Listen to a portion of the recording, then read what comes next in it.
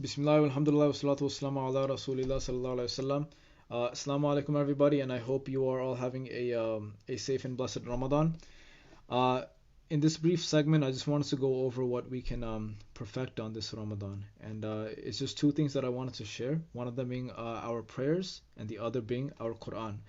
To start off with our Salah, I would like to remind us all to be more thoughtful in it, to recite our surahs in it more steadily, at a pace that is not too fast and at a pace that is not too slow.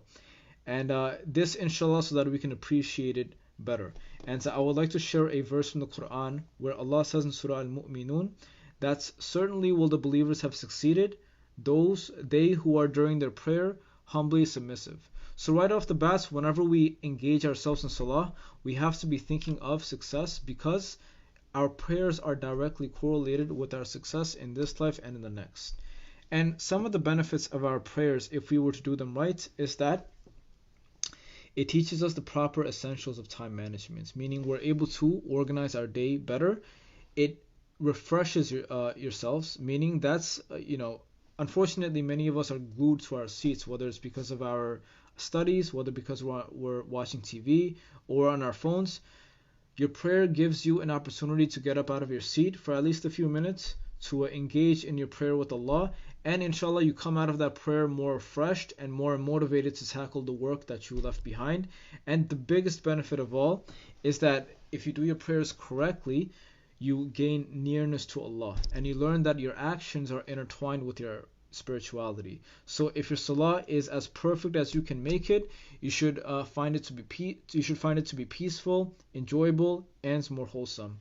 And the second thing that I wanted to share is for us being more consistent with the Quran and in trying to read it better. And there's many benefits of the Quran that I can share, but the one that I would really like to mention today is where the Prophet says in a hadith as recorded in Sahih al-Bukhari, where he says that the example of those who recite the Quran and memorize it is that of one who is with the righteous and the noble scribes. And the example of one who recites the Quran with great difficulty is that of one who receives a double reward.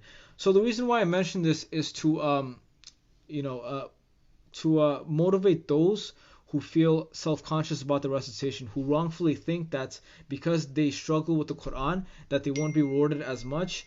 But this is an incorrect way of thinking about the Quran, which has an open door philosophy for anybody who wants to seek it.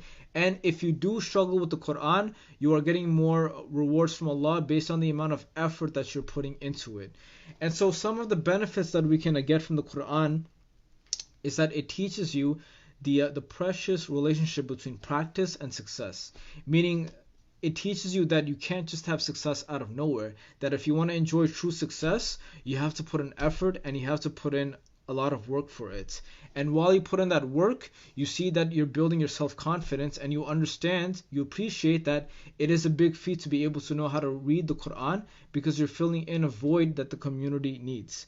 And other benefits from the Quran is that it teaches you the essentials of adab or mannerisms. One of them is that it teaches you humility in front of those who mashallah know how to read the Quran better than you, and it teaches you how to foster proper respect for those who are better. But at the same time, with that humility, with that respect, you're able to have a proper role model as to what a true student of the Quran should be.